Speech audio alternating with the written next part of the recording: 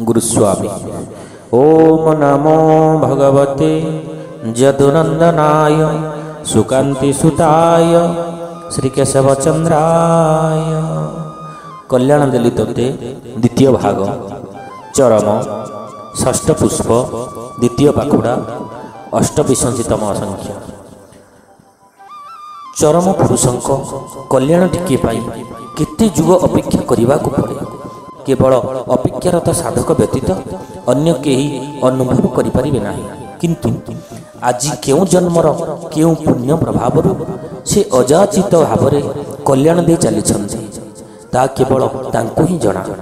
चरम मर्त्यावरण करने दिन ठारू आज पर्यंत तारी पृष्ठारे तारी माध्यम भक्तवत्सल भावग्राही आमर ठाकुरे विश्ववासी को अकुंठित चित्तरे तांकर आशीर्वाद दे आसुछन्ति। चरम पाइबा मात्रे प्रत्येक पाठक व्याकुल होई खोजी नेउछि केउठी सही पृष्ठा कल्याण देली तोते जेउठी परम प्रेममयंकर मधुर कोमल भाषा झरी आसुछि अमृतर धारा। तेणु बारंबार चरम प्रकाशन सही पद्मपाद पीठरे अपेक्षारत भक्त मंडली अली करि आसीछि। एथरक जन्मरो मरण मरणरो जन्म शरण देइछ जाची माया चक्रे पड़ी देह भावे भुड़ी मनरो देइछि पोछि। तथापि हे साई दीन बंधु होई करुणा देइछ ढाली सेही कृपा केबे न करिबहु ना एतिकी करुछि ओळी।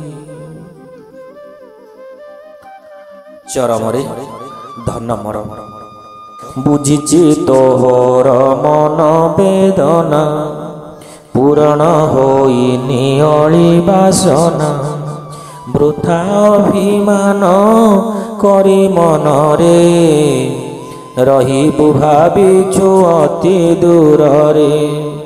जेदिनु तू गलु मोर कोलरु सेही दिन कथा हे जमनरु धर्म धारा देई शिखाइथिली आचार व्यवहार देखाई देली पाप पुण्य कर्म विचार धारा बार बार तोते देली सारा।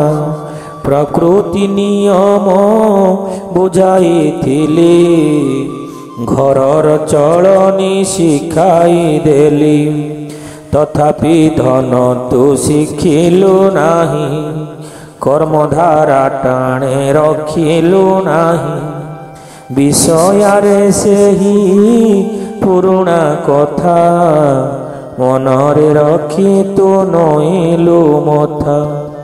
केबे रे बाबू मु भूली नाही रहिछि तोहर बाट को चाही। आजी चली गले काली आसुछि मुक्ति पथ को बाट दिशुछि।